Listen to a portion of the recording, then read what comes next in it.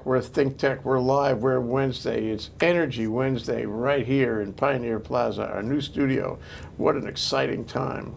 And we have a special show for you. We have Vice Chair of the House Energy Committee, Cynthia Thielen, Republican. May I say that? You certainly can. And it's nice to hear it associated with being a vice chair. Welcome to the show, Cynthia. Thank you, Jay. It's great to have you here.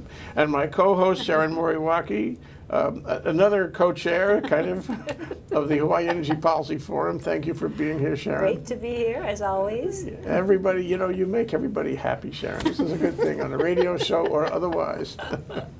And before we get into the substance of our discussion with Cynthia Thielen, I want to say hi to Larry Newman, who's going to give us the negawatt moment from Hawaii Energy.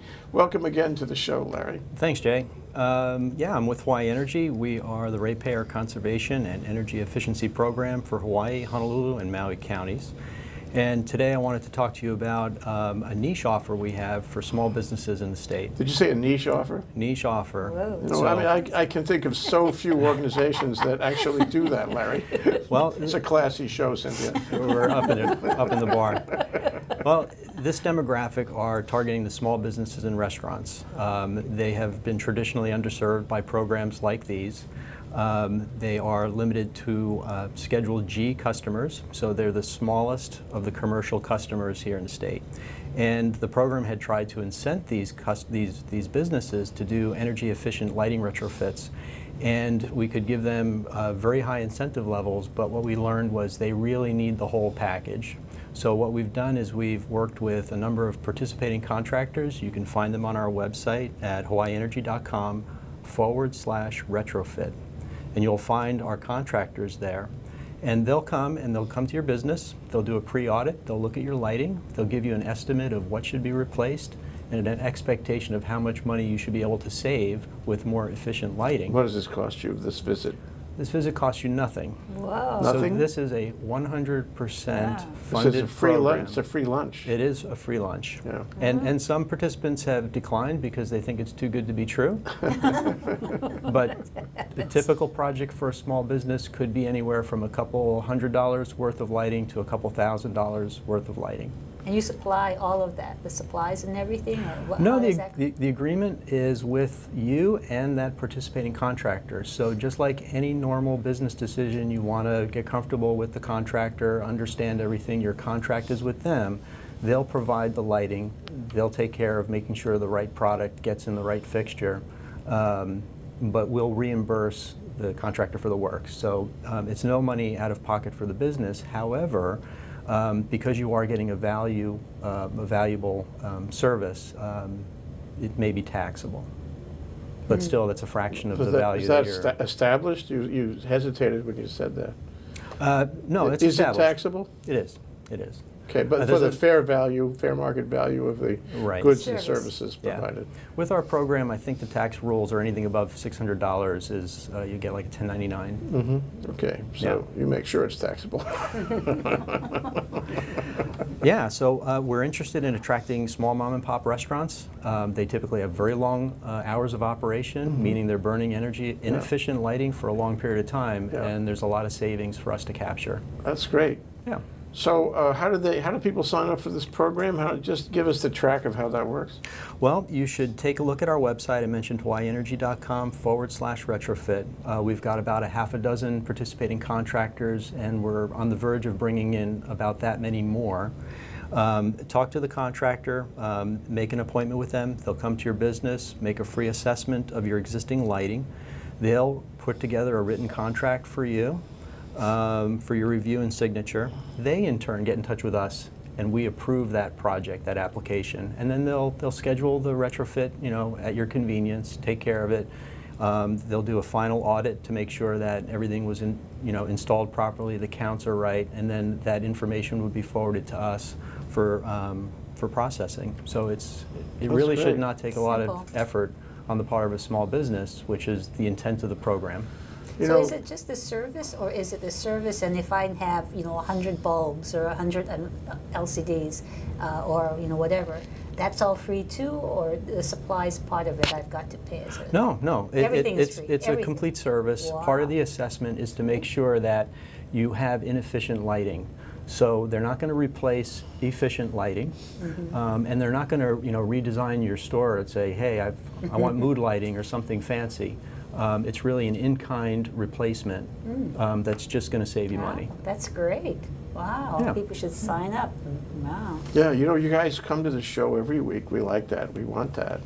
And every week you have another program. I do. You and Ray Starling must lie awake at night at 3 o'clock in the morning coming up with all these programs. Nobody comes up with this many programs as you guys. This is fabulous. What are we, the 5th weekend?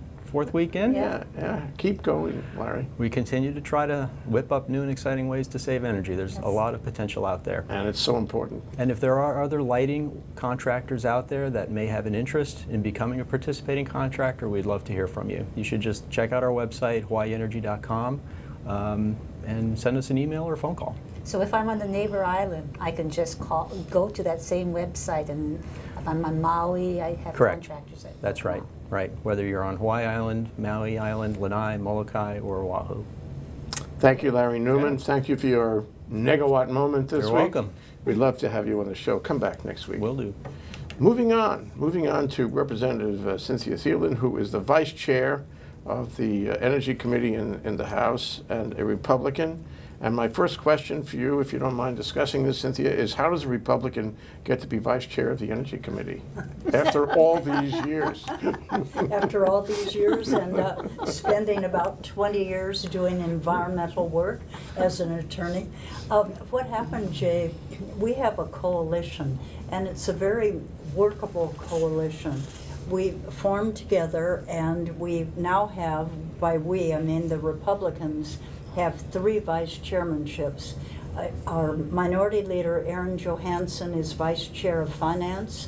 Representative Jean Ward is vice chair of business economic development, and I'm the vice chair of energy and environmental protection. Just to give you an idea of how well things work, when I used to go to one of the major voting days in the Capitol, I would take boxes of materials, testimony, of course the bills, all sorts of information, and it would be all piled up down by my desk. Well, this year, it was such a positive beginning to our legislative session with our coalition. I walked down with 2 small binders, a little bit bigger than this, just carried them down, and there they were. And when the Sierra Club went out with its alert about, here are the bad bills, watch out for them, they were all Senate bills, none in the House. So we stopped the bad measures before they even had a life. Very interesting. Yeah, it's been a very collaborative process where access is amazing. It used to be that many doors were shut to the minority. They aren't. We're all working together, and I really believe that this helps the people of Hawaii because we're not focusing on infighting or on being, we own all the power, we're going to keep you isolated out there. You can leave that to the guys in Washington. Well, except later in the show, we're going to talk about the one bipartisan work that's underway in Washington, D.C., but let's save that till later. Well, but I think it's really wonderful. It feels very good to have vice chairs, Republican vice chairs, sprinkled around the House. And I think this is, all in all, it's a good development. It's to be a better product, what comes out, because it is collaborative and you can get everybody's input. And people really have access. The thing that was interesting, when this coalition formed, some of the old-time lobbyists became a little bit disgruntled because they said, well, now we have to go talk to a lot of people. Where they used to just go right to the chair of the committee, and that was it, and this is what I want to have happen, tell the chair, and then that was it. And so now they have to go and really sell their product or idea to all of us, and hey, that's a heck of a lot better. Yeah. They The used product will be much better. well, they used to, a lot of them felt they owned the place, and no longer. So it's very refreshing. We have quite a youthful group. I say that as one of the senior members. But Aaron Johansson, our minority leader, is quite young, and Beth Fukumoto, our minority floor leader, is quite young. We have Scott Psyche, majority leader, Sylvia Luke, head of finance. It just, the whole thing New is just generation. working well. New generation. Right, coming and in. then Joe Sukier and I are the senior members. Oh, sure. That's great. This is great. That's And good again, news. the communication is wonderful. It's Yeah. just really good. Good. We're- Happy to hear that. Yeah. You know? So you're enjoying it. But tell us, what does a vice chair do actually? Well, we do a lot of things, which one of the things we want to make sure that everyone's testimony is available, not only to the committee members, but to the public. That's tremendously important to get that all together and make sure the public has internet access to it. So it used to be that you had to come and wait for the committee hearing and see what people felt about the different bills. And that was the way the former group used to control things. Members never knew till they walked in. Committee chair did, of course, but members didn't. And that whole thing has changed. great. It's open, it's on the web, and people can look at it. And of course, the members have access to it well before the committee hearing, and they can say, oops, okay, here's a little bit of a wrinkle about this bill, this doesn't seem so good, or here's one that's great. So it's so much better for the public. Yes, it Jay, is. I just can't tell you what a great feeling it is to be working collaboratively as people, as legislators, without that partisan Yeah. problem Yeah. getting in the You way. can get things done that way, and Oh, it's, yeah. and the life experience of it is a better time. Oh, absolutely. Yeah. I think we're going to take a short break. Cynthia Thielen, Representative Cynthia Thielen, Vice Chair of the House I would say Energy, yes? Energy and Committee. Environmental. And Sharon Moriwaki, Co-Chair of the Hawaii Energy Policy Forum. And we're going to say farewell to Larry Newman of the Negawatt Moment in been a pleasure. Hawaii Energy. Thank you very Thank much. you. Thank you. We'll take a short break right now. Thank you, Jack Waters. Here we are, ThinkTech Live on Wednesday with Energy and on KGU 760 AM. If you want to call and talk to us, you can. You can make a comment or a question. We have actual legislators here today. It's late door. Representative Cynthia Thielen, the Vice Chair of the Energy Committee, is here. So if you want to call, 296-5467. So one of the things that I noticed, Representative Thielen, which I'm really delighted about, because I've been tracking on this at least 10 years, is the system on the website, capital.hawaii.gov, that lets you submit testimony. It is really, really easy. It's never been easier. And I would say also that it's probably easier than most other states in the union. If you want to submit testimony, it doesn't take you but a minute really to do that. This is great. We hope everybody reads the testimony. Well, but actually, at least I do, and I think most of our members do. And then a lot of us sit at the committee hearing, and as the bill is before us, we can go up on our computers right there and just follow the testimony down there and take a note if this is a question you want to ask the testifier, etc. Or if someone isn't there, but they emailed in from a neighbor island, then we can say, wait a minute, here's what so-and-so said from the neighbor island. What's your opinion and your position on this? yeah, that's great. It works really well. And you know what? I can do the same thing that you can do. I can go on there and I can see all the testimony that's been submitted. I can get a handle on where the public really is on this, or at least Right. where the people are. Well, I can tell you on the Public Land Development Corporation, that was Oh, sure. our computers were almost steaming with the huge opposition to that. It was just basically repeal, repeal, repeal, which we did on the House side. We did. Participatory yeah. democracy. Oh, it's That's was great though, wonderful. what technology can do so that you can actually get to broader audiences and the public can write in. And, Absolutely. Yeah, and yeah. then there's a bill pending to allow electronic video conferencing testimony Yes. during the session, which I think is really good, and all of state government ought to be doing that. Well, all the certainly. agencies and so forth saves so much money. Families Skype, so Yeah. why can't we just use this kind of technology? Sure. Yeah, there's really no good reason not to. But I wanted to ask you, you know, as vice chair, I mean, I had the distinct feeling in our exchange of email that you're working harder now. Is this true? And what exactly are you working on? Late hours.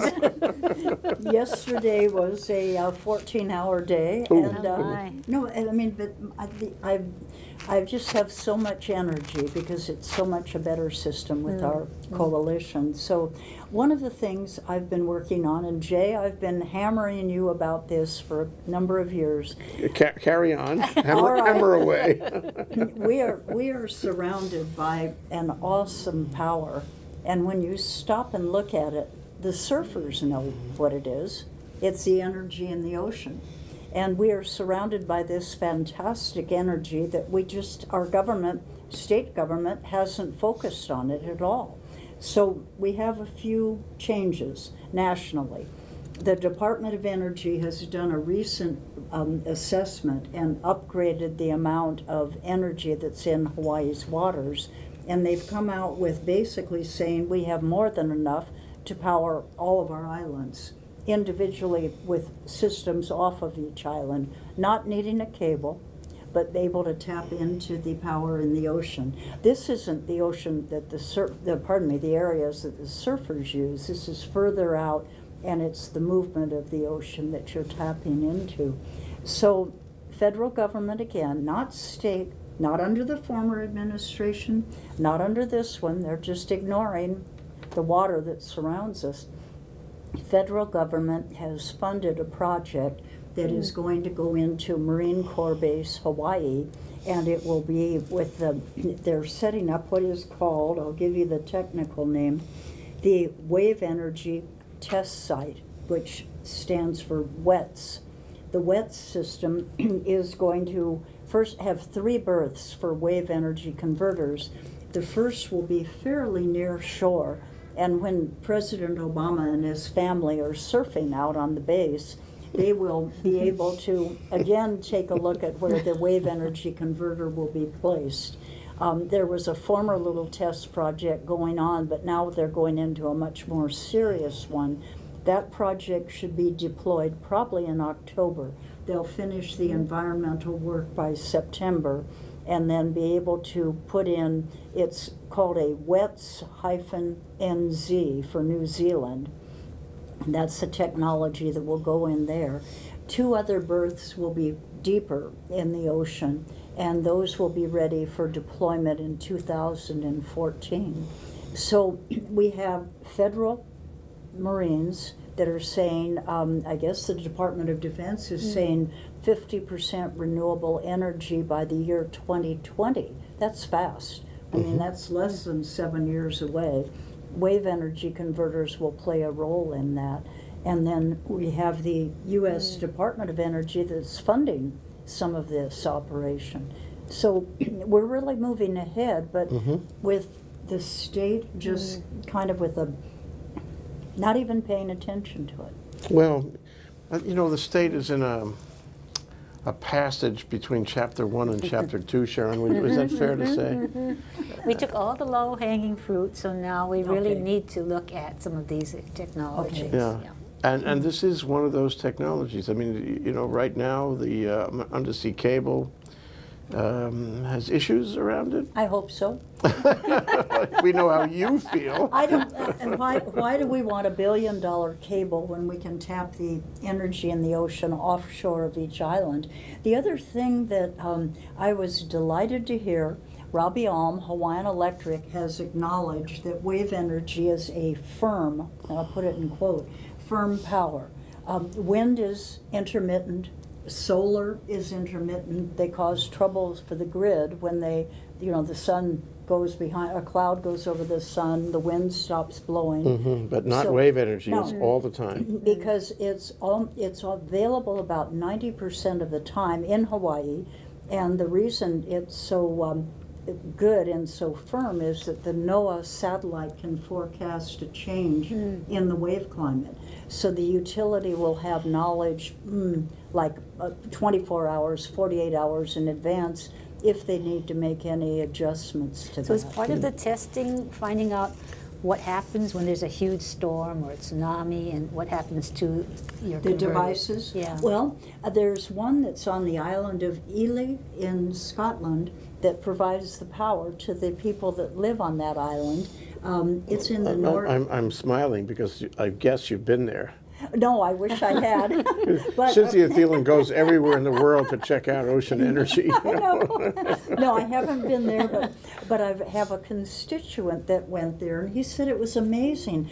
He walked out this long dirt road to the end of the dirt road, and here it was. It's a shore-based system.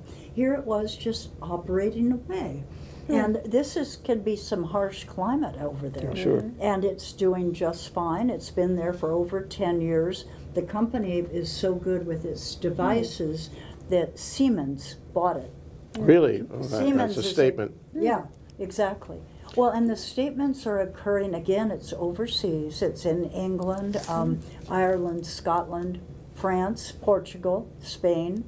And they are in Spain, they have a breakwater system that had enough energy coming up against that breakwater. Oh, how they went interesting. in with like a cookie cutter, took out this slice of the breakwater, dropped in one of the WaveGen systems. So it and gets boom. compressed. Yeah, and it's just powering away.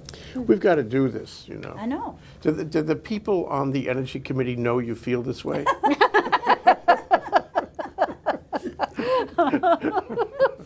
Well, Are they surprised in some way? I they do, and the people in the legislature do too, because it just is. If you talk about low-hanging fruits, this is a fruit that surrounds all of the islands. It's there. It's low-hanging. Wave energy converters, they have estimated, will provide power for about under 10 cents a kilowatt hour. Oh, that's a Really? good price. That's a terrific price. Oh, I know. And they say that one place that it makes so much sense, of course, is Hawaii. So, do we need legislation to make wave energy happen? No. No. There's nothing pending, and you don't think there's anything that needs to pend? I mean, No, for we don't. example, an incentive? No need. No. No, we don't need it. What we need is, instead of the administration putting all of its money into this underseas cable and some of the other sort of questionable projects, for them to just drive around the shore, open their eyes, and go, okay, Department of Energy says the power out there is awesome. Let's see how we can facilitate that. So we just need a little bit of leadership in the state that recognizes what the ocean can do for Well, Hawaii. how would it unfold? You and I have had this conversation, and Sharon, I really enjoy going to see Cynthia because we go on television with the Olelo television crew in the state capitol, and we have this discussion. And after the break, I'd like to get to exactly how it should unfold. What are the steps that people have to take to make this happen? This is ThinkTech. We're doing energy. It's Energy Wednesday. I'm here with Sharon Moriwaki and Representative Cynthia Thielen. We're talking about, I guess we're talking about ocean energy. Ocean energy. What else? and what it's like to be vice chair of the Energy Committee this year. And we'll be right back after this break. We're back. We're live. We're here. Sharon Moriwaki and me. We're here with Representative Cynthia Thielen. And let me take a moment and say it's great to be with you, Representative Thielen. Thank you. Because you're a leader in the legislature, and you've kind of come to a place where you can exert more leadership now, and we are just happy to be here. And we're happy for the show, for tech in Hawaii, for energy in Hawaii, and just a moment of thanks. That's all. Thank Yes, you. thank you. Yes, positive energy here Yeah. and new ideas. Well, it's all about energy, right? Right. So, so going back to, the way we left it before the break, and that is, how is this going to unfold? How do you're kind of like the chief advocate, at least in a public sense. What has to happen first and second and third in order for us to get to where we're making use of this huge source of energy? My hope would be that we don't have to wait for the Marine Base project to show how powerful this source is. But if we do, they deploy in October, and people are going to be able to go out, read the meter, take a look at, wow, this is powerful, we should do more of this. I've tried with different department heads, former administration and this one, but they kind of just look at me because they don't really know about this technology or recognize it. Wind is comforting because there have been windmills around for a while. Solar Don is Quixote. comforting. Solar is comforting because they've been solar systems. Yeah. But when you talk about wave energy, it's so out of their zone of comfort that they just don't come and step forward with concepts of how the state could move.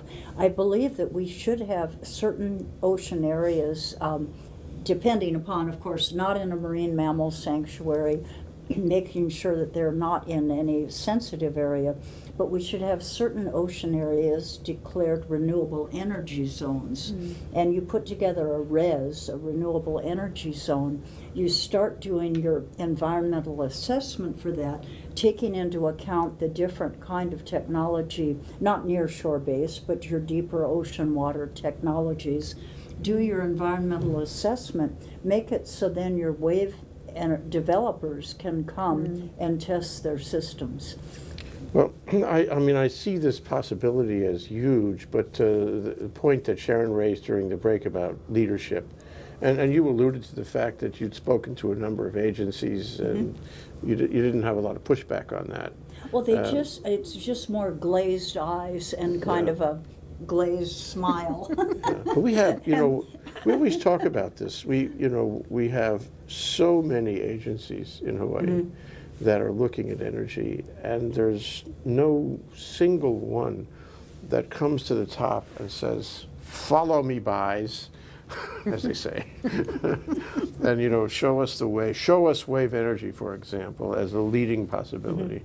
Well, I'll tell you one thing. I have to give credit to the consumer advocate, because I've been meeting with the consumer advocate and saying, please learn about the technology, see why this would really help our customers, because it will bring in power at such a much lower cost. He has taken this step to make arrangements to meet with the people in Oregon. He's going to be over there this month, and he's going to where Oregon is the leader in the United States. They've been very aggressive with their governor, with their department heads, with their university, and they've moved ahead, and they're putting in the first commercial wave energy test site in the nation. He's going over there to meet with them, and I thought, right on. But has anyone else from the government? No. I hope he comes back before next week, because he's going to be sitting in this chair next week. Then I hope he goes before next week, so ask him tell about me that. if the Department of Defense is doing all of these studies, and they're actually Department of Energy. Department of Energy Yes. at the Marine Corps base, Right. and they've got the site, and they know that the Department of Energy and Department of Defense are behind this. Why isn't the state being a partner with the efforts going on? And with our wave climate, which is the second best in the world, why hasn't University of Hawaii even put in a wave tank to allow the inventors to go ahead and test devices? We have wave tanks at the universities in Ireland, in England, Scotland, you name it. They're all over the place, and here we are in Hawaii with no thought, no no direction from them. You know, I mean, looking at the energy stool, the stool with the three legs, you know, government and industry and academia, there's no question that, you know, we have to find leadership in academia. Well, yes. You know, you absolutely need to improve the technology. You have to do materials science, right? Because you have all these challenges over, you know, the effect of the corrosion and so forth on the devices. So the university could do a lot in that department. Oh, absolutely, absolutely. And the bright students that are in getting graduate degrees in Sweden, they're primarily women, by the way, which is interesting. But they have a graduate degree in ocean energy itself, you know, not sort of diluted by some other subject, but just directly, how are they going to mine energy from the ocean? I wanted to bring up one thing because I think that for the scientist kind of people out there, that the improved distributed generation, like wave power, creates volt-amp reactive support, and that's called VAR, V-A-R, support, that can be used to enhance the voltage regulation and stability of local grids. So locating this VAR support from wave energy near the point of consumption, and then they're saying reducing step size and making the control active all improve the performance of the grid. So when Hawaiian Electric gets, I know this is a little bit above my head here, folks, but when Hawaiian Electric gets concerned about its grid stability, wave energy provides VAR support. And I leave that to the Hawaiian Electric engineers and other engineers to be able to interpret. But not only is it a firm power, it provides an added benefit to the grid. Well, there's so many issues, you know, that can be researched where we, Hawaii, can be out in front. You know, we can be the leader in the world in this kind of technology. We are one great big laboratory for it. And the university, which is doing so much in ocean science, could do ocean energy so easily. It's all related. You know? Certainly they could. I'm surprised they're not doing. Are you sure HNEI? Well, we should check on that. Okay. HNEI is part of the university, so to the extent they're doing anything, that would qualify. It was a period of years ago, about 4 years ago, when Senator Akaka put in an amendment to a bill, and it was a specific section, and it called for establishing like 3 or 4 federal ocean energy centers throughout the United States. I called up Virginia Henshaw and asked her to put together a meeting bringing in some of her deans, and I pitched the idea to them to say, please apply for this because University of Hawaii should be one of these federal wave test sites. And she thought the idea was good. They finally did apply for it, and UH was awarded that. But it kind of has gone into an academia black hole where we aren't seeing a wave tank being developed. They're supposedly doing a little bit of help for the Marine project, but the Marines are very capable of pulling that off by themselves. So I'm not seeing a actual development of let's get devices in the water, here's a location, let's make that a wave energy test zone for they could put these devices out there. You know, a lot of it, I guess they have a lot on their plate, so no one's picking up the ball and really running with that. Well, I think part of life at the university, and Sharon can certainly attest to this, she's in the very epicenter of the university. But it's grant oriented. So if you can get the grant money, that incentivizes you to do the research. If you have trouble getting, I mean, assuming that if any researcher will do in his area what he's granted to do, then what it sounds like is it's hard to get the grants. Because I think they'll always apply. If there's money out there, they'll apply. Well, they did get money with this. Yeah. It's not a huge amount, but then if they could leverage that and look at, let's have a project, pardon me, in addition to the Marine base. Yeah, we should definitely have that, and the university should look for and find the money and I guess that's a big part of the leadership issue.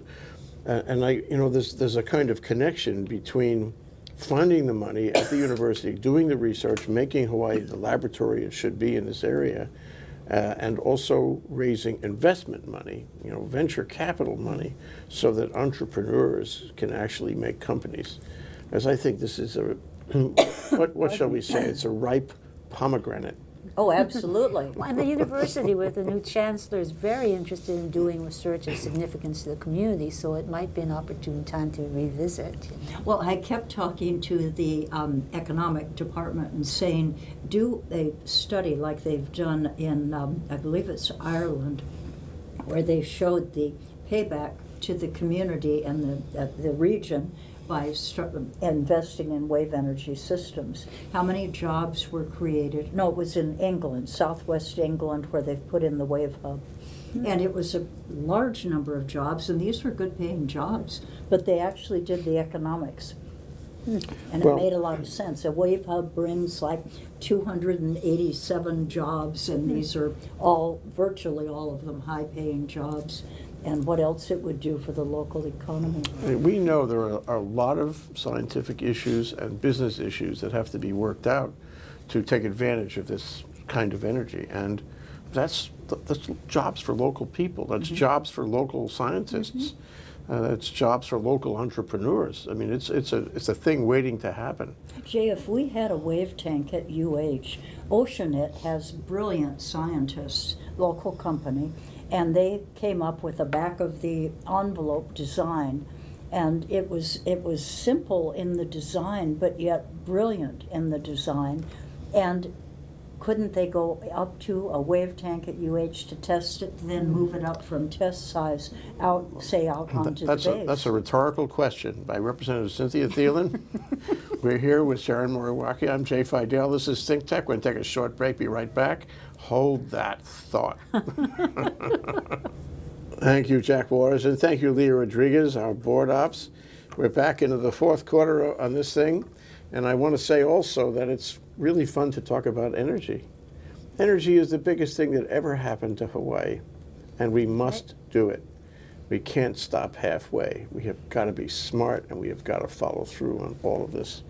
So, Cynthia, what do you expect is going to happen in the House Committee on Energy this session? I think we're going to move ahead some good concepts. People are working to make sure that we can use photovoltaic throughout our community and make it affordable by coming up with different creative ways of financing that. That's one of the good things. I think the House side, as I mentioned earlier in the program, Jay, when the Sierra Club came out with its look out for these bad bills, they were all Senate bills, none of them in the House. So I think we're moving ahead. What did Mike Gabbard say about that? Haven't asked him yet. But now we have done what is called crossover. And for people that aren't aware of what that is, that means the House bills, we voted on all of those yesterday in a 14-hour session. And then those bills all go over to the House, or Senate. The Senate's bills have all come over to us, including the smoking gun ones that I've got to plow through the pile and find out which are the bad ones and make sure they don't survive. Yeah, it's really important because, any bill, every bill gets in, and then you have to vet them. Yeah. Well, and they don't all get in. They're just, I think it's like about 1/10 of the bills that are introduced actually make it into law. And at the end of our process in the legislature, then they all go up to the fifth floor to the governor, and where the governor makes a decision should some of them be vetoed. So getting a thought, an idea into law is not an easy process. Yeah. As really it should takes, be, though. and it shouldn't be. Yeah. It should. Yeah. It should be thought Well, through. you talked about a new culture, a new dawning here, a new year, largely change in leadership and all that. But also we heard from both Mike Gabbard, Senator Mike Gabbard, and Representative Chris Lee on your committee that there was a new kind of collaboration between the House and the Senate. Have you and seen that's so that? much Have you? better. Yeah. Well, we'll see it more as we get to what's called conference committees, Yeah. where we deal with their bills, and then the bills are in somewhat different form, and then, not all of them, but some of them, and then you go into a conference committee. So I'm anticipating this year, we're so much more together on what we're doing in the House. We're not having the sort of the infighting or anything of that nature, and so I assume that we'll be doing a good job, and maybe some of what we've accomplished will rub off on the other side. You know, some promotion from a minute. Bob Toyofuku of Hawaii Advocates and I are working on a HVCA, Hawaii Venture Capital Association ThinkTech program for March 28th on exactly how we're going to pay for all the various initiatives that everybody would like to have, which is a sort of you know, it's a below the surface kind of issue, but it pops up on everything. I'm really looking forward to that. Now, you also support hemp, Cynthia. That's correct. So do we have any time to talk about that today? We I'll have do 2 or it 3 really minutes, quickly. maybe? Yes. I definitely support industrial hemp, which is a crop that you can grow that has 25,000 uses or products. It's an amazing crop. It was part of the founding of our nation. Our Declaration of Independence was written on hemp paper. The early farmers were encouraged to grow hemp, and they could even pay taxes in hemp instead of in currency.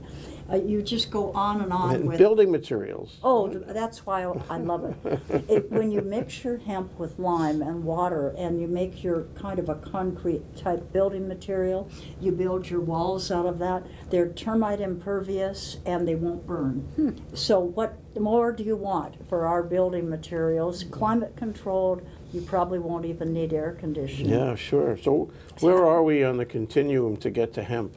Well, and House Bill 154 sets up a test project, a pilot project, which is very inexpensive. It would run about $60,000 a year for the University of Hawaii scientists to do. And they're going to be testing the hemp crop to see if it can be a biofuel, if it can provide biofuels ultimately for airplane fuel. And then it also is going to be looking at phytoremediation to clean up the contaminated ag land. So House Bill 154 went through unanimously from the House. It's over in the Senate, and I believe it will get a positive reception over there. The Dole Company has just notified us that they will let us use a quarter acre of land at no cost. The scientists that will be running it has really been able to keep the price down, so to the $60,000 a year. My hope is that we then will be able to get the Drug Enforcement Administration permit for a crop that won't get anyone high. So tell me why you need a DEA permit. Is there really a concern about? Well, there's the bipartisan in Congress that I wanted to tell you. Yeah. Senator Mitch McConnell, the Republican leader in the Senate, and his Democrat counterpart have co-introduced the Industrial Hemp Farm Act of 2013. This is probably the only bipartisan activity going on. Nice they agree on something. And in the House, they have a bipartisan Industrial Hemp Farm Act of 2013 also. So this is good leadership because the state can follow, you know, this progress. Well, and if once they clarify that hemp should never have been outlawed, last crop of hemp was harvested in 1957. It was crucial for our war effort because our supply of hemp was cut off from Manila, and so we needed it for the ropes for the ships, for the canvas, for the sleeping bags. It was critical. So farmers were really pushed to grow industrial hemp in World War II. And then twist in the 50s, the Drug Enforcement Administration decided, well, we'll include that under the Controlled Substances Act. You go try to smoke whatever it is, a cigarette or joint of industrial hemp, you'll get diarrhea and a headache. And any farm kid knows that. Industrial hemp is not a drug, so Well, it needs to be freed from that shackle. Yes. And are there And we places need now to- that we're growing it here, or Well, can we we grow, did. or We is there did here. We have hemp products in all the stores. You go into the market and you can buy hemp tortilla chips. Very nutritious. They're get hemp high. bread. You name it. It's all there. But we have to import everything. The farmers can't grow it, which is nuts. So was it grown here before? I mean, before it in was the outlawed? 1800s? Oh, We believe way, it way was. before. Mhm. So we have a lot of fallow land out there. But they didn't know about the hemp building materials. That's a more recent invention of mixing the lime and some other product and the water and being able to build your walls actually out of this hempcrete, it's called. H-E-M-P, I believe, C-R-E-T-E. And superior building material. Imagine growing your own building materials on each island. And Yeah. think of what that does for Well, your farmland. It speaks of self-reliance, you know, which Hawaii really needs to have. We ought to have this kind of technology. It is technology. And if the biofuels pans out, we have a great deal of interest in that from the biofuel folks here in the islands, and they're supporting it. Because if that pans out, think of what we could do on cutting back the use of fossil fuel for transportation. Yeah. costs. Which Yeah. is huge. Yeah, and university spent 100 years on sugar, refining the technology on sugar. We have sitar there. We could make this a sort of targeted research project, something like ocean energy, actually. Well, I don't think the two coordinate, although some brilliant scientists may figure Who knows? out how they do. But it's House Bill 154, unanimously passed the House. It's in the Senate, and I hope people that are interested in becoming really more independent and from mainland products and want to be able to grow their own building materials here, I hope that they will testify in support. Well, I think it's wonderful what you do, Cynthia. No kidding. You've been such a fantastic supporter of energy very and clean energy, energetic. even Very. before it was popular to do that. Right. This is ThinkTech. That's Representative Cynthia Thielen and Sharon Moriwaki. We've had a wonderful time talking about the Energy Committee and being vice chair, being elevated to vice chair of energy in the state. Thank you so much, Cynthia. Thank you so much for letting me be on your show. I We'll do love it again. We'll do it again. We'll talk about hemp and biofuels. All right. Aloha, you guys. Hello.